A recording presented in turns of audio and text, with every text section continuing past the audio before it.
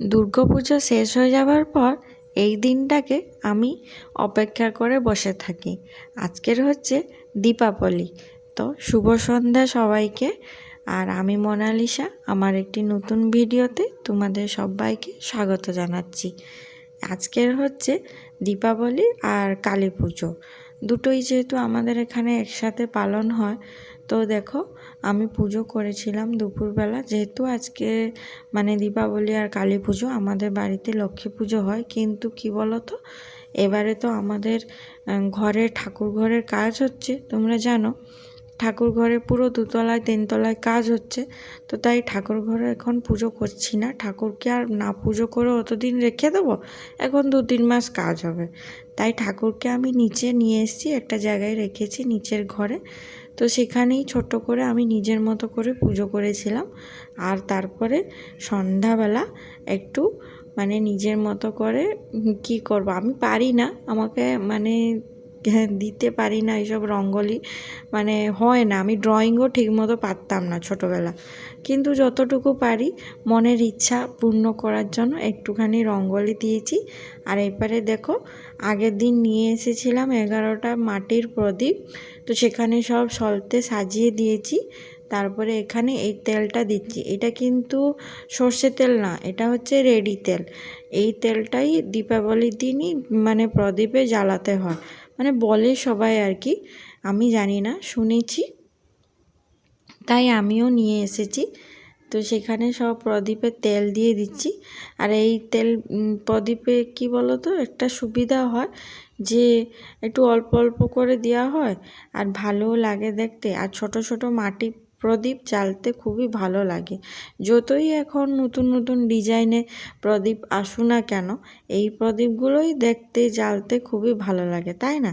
তোমরা কমেন্টে জানাবে তো তোমাদের কি ভালো লাগে, মাটির প্রদীপ না এমনি যে এখনকার সব ডিজাইন প্রদীপ হয়েছে তার মধ্যে মোম দেওয়া আছে সেগুলো, রেডিমেড প্রদীপ। আমি রেডিমেড প্রদীপও নিয়ে এসেছি, তোমাদেরকে তো আগের দিন দেখিয়েওছিলাম।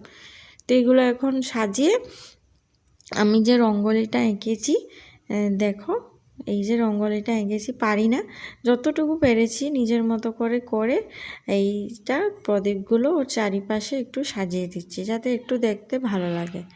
আর এটা ঠাকুরের সামনে, যেখানে নিচে ঠাকুর রেখেছি তার সামনেই করেছি। আমার যদি ঠাকুর ঘরে কাজ হয়ে গেলে পরের বছর ইচ্ছা আছে একটু ভালো করে আরও বেশি করে রঙ্গোলি করা। সেই যে আলপনাগুলো আঁকে না, সেইগুলো নিয়ে আসবো আগেরবার, যেহেতু ঠাকুর ঘরে করা হচ্ছে। আর ওই আলপনাগুলো কি বলো তো, সব হোয়াইট কালারের হয়। আমি আগেরবার খুঁজে খুঁজে বিভিন্ন কালারে নিয়ে আসবো। এবারে আমাদের সোনারপুরে না কিছু কালারই পাওয়া যায় না। আরে এখানে সবাই কি বলবো, সেই মোমের যে প্রদীপগুলো হয় সেইগুলোই সবাই জ্বালায়। কেউ একটু প্রদীপে কি বলবো, একটু ডিজাইন করে না, কেউ আলপনাও দেয় না আমাদের আশেপাশে। আমি একা শুধুমাত্র দিয়েছি। যেহেতু আজকের কালী পুজো, তো সবাই কালী পুজোতেই বেশি ব্যস্ত, ঘরের পুজো তাড়াহুড়ো করে শেষ করে সবাই কালী পুজোতে চলে যাবে। তোমাদের দাদা কিন্তু চলেই গেছে অলরেডি। এখানে আমাদের বাড়ির পাশে ক্লাব আছে, 4টে ক্লাব আছে, তার মধ্যে একটা ক্লাবে তোমাদের দাদা হচ্ছে প্রেসিডেন্ট। তো বুঝতেই পারছো প্রেসিডেন্ট হলে যা হয়, পুজোর সব কিছু দায়িত্ব ওর মাথায়। ঠাকুর কিনা থেকে ঠাকুর ভাসা অবধি, ঠাকুর কি বলবো, আসা থেকে ঠাকুর যে কিনতে যাবে সেই বায়না করে দেওয়ার থেকে, সেই থেকে যে পুজো শুরু হলো তার মধ্যিখানে যত যা আছে, তারপরে ঠাকুর যতক্ষণ জলে না পড়েছে তোমাদের দাদা বাড়িতে এসে শান্তিতে একটু বসে না। তো বাড়িতে আর কি, আমি আর যতটুকু পারি ততটুকু নিজের মতো করে নিই। দেখো রঙ্গোলিটা কেমন লাগছে অবশ্যই কমেন্টে জানাবে। নিজের মতো করে করেছি। আসলে কি বলো তো, এই রঙ্গোলিটা না একটু ভুল কিনে নিয়ে এসেছি। এগুলো আমার মনে হয় আমাকে ভুল দিয়ে দিয়েছে, কি ঠকিয়ে দিয়েছে। এগুলো না হাত থেকে একদম পড়ছিল না, আমি একটা ডিজাইন করতে চেয়েছিলাম, সে আরেকটা ডিজাইন হয়ে যাচ্ছিল। কি করব।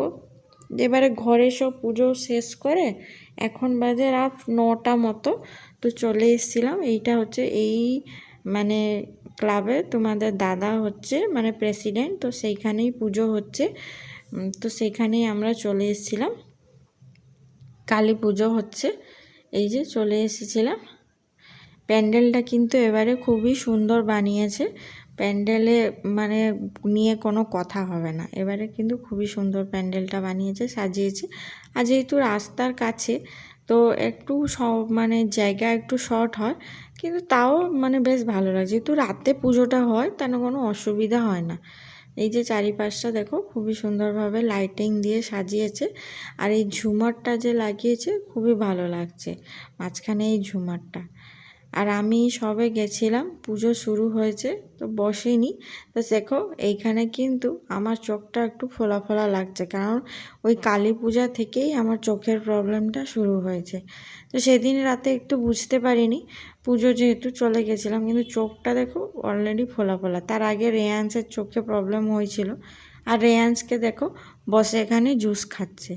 আর ওকে চশমা পরিয়ে নিয়ে গেছিলাম, যাতে রাতে যেহেতু মানে ধুলোটা, আর কালী পুজোতে চারিদিকে তো সবাই বাজি ফাটাবে, তাই ওর একটা ধুলোর ইফেক্ট আছে, ধোঁয়া, সেইগুলো যাতে চোখে না লাগে তার জন্য আরও বেশি করে পরিয়ে নিয়ে যাওয়া।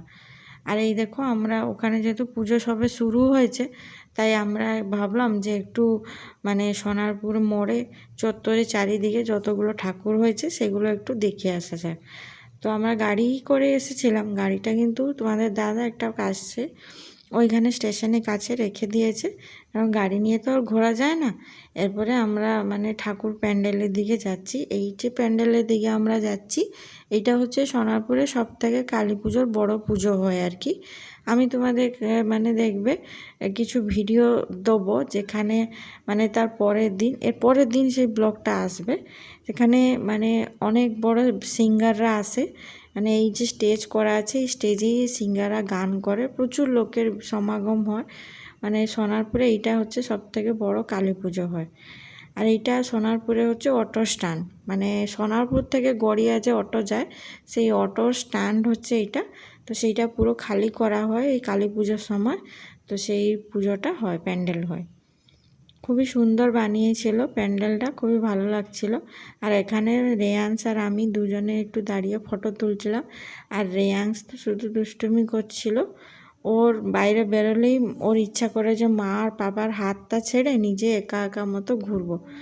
আর এইখানে ফটো তুলতে গিয়ে রেয়াংস পড়ে যাচ্ছিল, পড়তে পড়তে আমি ওকে ধরে নিলাম, ওই বাঁশের উপরে বসেছিল তো, তাই পড়ে যাচ্ছিল।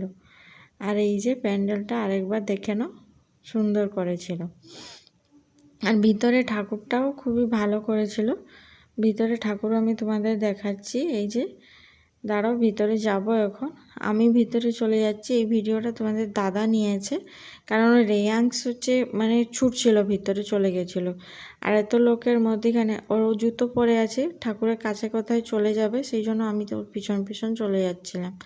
এই যে দেখো এইটা ভিতরে ঠাকুর, পুরো দুর্গা ঠাকুর যতটা উঁচু হয় সেই রকমই উঁচু করেছে।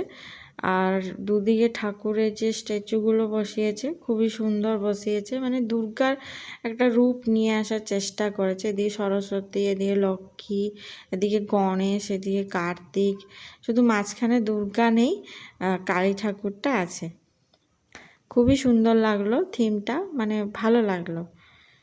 আর এই যে মানে কালীর নিচে যে পায়ের কাছে যে শিব ঠাকুর শুয়ে আছে, তো রেয়াংশ শুধু আমাকে জিজ্ঞেস করছিল যে মা শিব ঠাকুর কেন ওখানে শুয়ে আছে কালী ঠাকুরের পায়ের কাছে। ওর তো বাচ্চা, ও তো মনে আসবে, বলে ওর ঘুম পেয়েছে মনে হয় ঠাকুরের, ওই জন্য ওখানে ঘুমিয়ে পড়েছে। তো এই আর কি। আর এখানে দেখো এটা আরেকটা প্যান্ডেল, সোনারপুরেই কাছাকাছি। এটা হচ্ছে নারীদের নিয়ে প্যান্ডেল, মানে নারীর প্রত্যেকটা রূপের উপরে প্যান্ডেল, নারীদের উপরে। মানে এই যে রিসেন্ট আমাদের এখানে আরজি করে হসপিটালে যে একটা ঘটনা ঘটলো, তোমরা তো সবাই জানো, তো সেই তার উপরে এই প্যান্ডেলটা করেছে মেনলি। দেখো লেখাগুলো দেখো, শিশু পাচার, নারী পাচার, নারীর উপরে অত্যাচার, এইসব নিয়ে মানে পোস্টার দিয়েছে, আর সুন্দর করে বানিয়েছিল। আর যতগুলো নারী আছে দেখো, এই সাইডে আছে মাদার টেরেসা, এইসব আছে যারা মানে একজন নারী হয়, মানে সংসার সামলিয়ে ঘর সামলিয়ে বাইরেও নাম করতে পেরেছে, তো সেই সব নারীদের ফটো দেওয়া আছে, তাদের মানে সম্বন্ধে কিছু লেখা আছে, তাদের বিষয় যে লতা মঙ্গেশকর, কল্পনা চাওলা, এইসব অনেক মানে নারীরা আছে যারা আমাদের ইন্সপিরেশন, যারা আমাদের প্রেরণা হয়ে কাজ করে সারা জীবনের মতো। এই যে সবার ফটো দেওয়া আছে, কিছু কিছু লেখাও আছে ওনাদের সম্পর্কে। নারী শক্তির উপরে ওই প্যান্ডেলটা করা হয়েছে। তারপরে প্যান্ডেল ঘুরে আমরা চলে এসেছিলাম এই যে এখানে সোনারপুরে আছে খানা খাজনা। তোমাদের দাদাভাই খাবার নিচ্ছিল, মানে এখানে নিরামিষ খাবার নিচ্ছিল রাতের জন্য, কিন্তু এই খাবারটা নিয়ে তো আমাদের শুধু রেখে দিতে হয়েছিল ফ্রিজে। কেন বলো তো, ওই যে এত রাতে পুজো হয়েছে, পুজো হয়ে যাওয়ার পর ওই যে প্রসাদগুলো যে পুজোতে লাগে সেগুলোই আমরা খেয়েছি। খাওয়ার পর আর ইচ্ছা করেনি যে কোনো খাবার খেতে, তাই জন্য ওই খাবারগুলো নিয়েই রেখে দেওয়া হয়েছিল। মানে পনিরের তরকারি নেওয়া হয়েছিল আর নান রুটি নেওয়া হয়েছিল, ওগুলো রেখে দিয়েছিলাম আমি, পরের দিন খাওয়া হয়েছে সকালবেলা। তো এই যে আমরা চলে এসেছি এবারে প্যান্ডেলে। রেয়ান্স দুষ্টুমি করছে, দেখেছো হাতে কি ধরেছে, তো সেইটা শুধু আমাকে বলছে ওটা জ্বালিয়ে দাও, আমি ধরবো। আমি না বলছিলাম, ওই জন্য ও রেগে যাচ্ছিলো। আমি ভিডিও করছিলাম, ও ভিডিও দিয়ে দেখছিলও না। তো এই আর কি দুষ্টুমি করে যাচ্ছে, শুধু আমাকে বলছে এটা জ্বালিয়ে দাও, আর ওর পাপা কোথায় ওই সব করে যাচ্ছে। আর এই যে ঠাকুর দেখতে পাচ্ছ, এই যে ঠাকুর পুজো করছে, এই ঠাকুর হচ্ছে আমাদের গ্রামের বাড়ি থেকে এসেছে। আমাদের বাড়িতেই কালী পুজোর কটা দিন থাকে, মানে আমাদের এই সোনারপুরে বাড়িতে তো থেকে এখানে পুজো করেন আর কি, গ্রাম থেকে নিয়ে আসা হয় ওনাকে। তো এই যে এখন দেখো হোম হচ্ছে, হোমটা হয়ে গেলে তারপরে আরতি হবে। আরতিটা হয়ে গেলে আমরা প্রদীপ জ্বালাবো, পুষ্পাঞ্জলি দেবো, তারপরে পুজো হয়ে যাবে। এখন বাজে কিন্তু রাত ওই 11:30 12টার মতো। এবারে তো তাও তাড়াতাড়ি হয়েছে, আগেরবার তো রাত 2টোই বেজে গেছিলো। আমার না এই হোম দেখতে খুবই ভালো লাগে, আর এই যে হোমের নারিকেলটা খেতেও খুবই ভালো লাগে।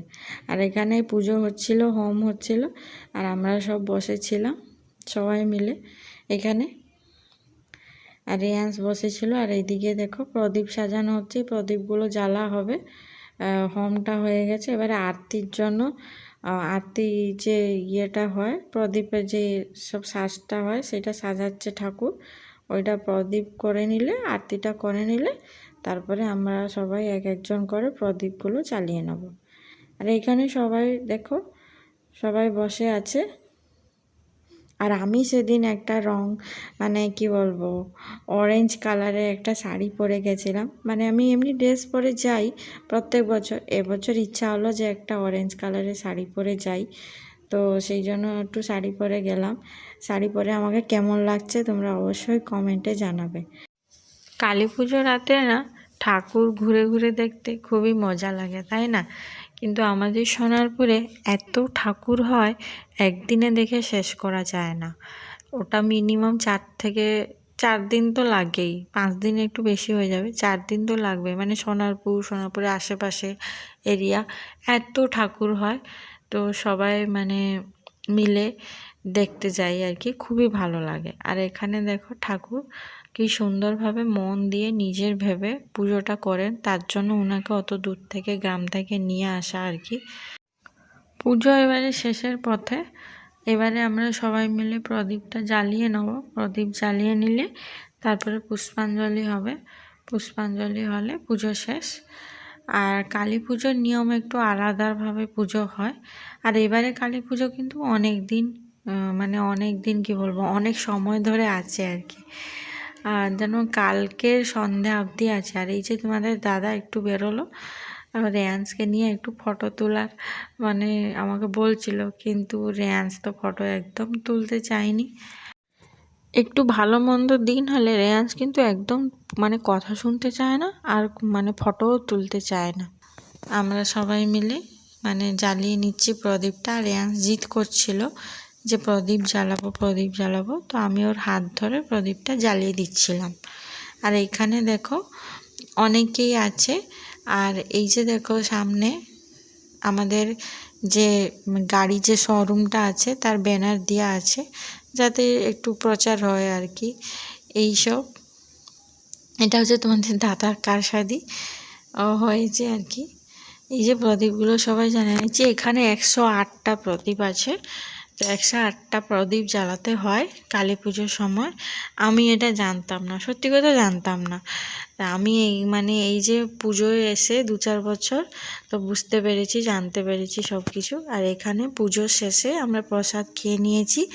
খাওয়ার পর এখানে আমি ঘুরে ঘুরে একটা ফটো ভিডিও কিছু শ্যুট করে নিচ্ছিলাম।